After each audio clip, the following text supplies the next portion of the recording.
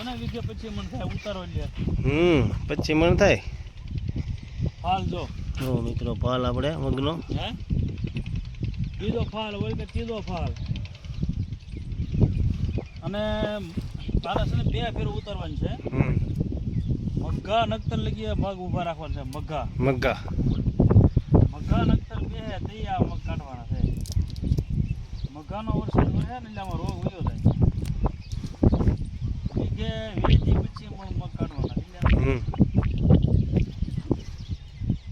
આમાં કઈ બીજું વાવવું છે અને મગ લઈને પછી આમાં શું વાવવાનું છે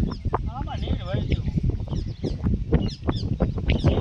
ટાટા થાય હા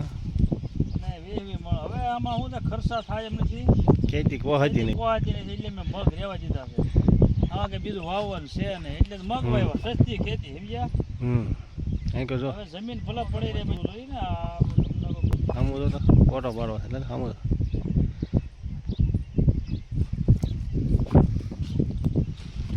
તો મિત્રો આપણે મુકેશભાઈ ડોબરિયાના મગ કોઈ પણને લેવા હોય તો કહેજો મિત્રો આપણે મગ મુકેશભાઈને વેસાવ થશે લોટમાં વેસાવ થવાના છે જોઈ શકો તો ઓછામાં ઓછા 3-4 વીઘાના હશે નહીં હોય 3.5 વીઘાના છે મગ જોઈ શકો તો આ વિડીયો ગમ્યો હોય તો મિત્રો લાઈક કરજો કમેન્ટ કરજો અને શેર કરજો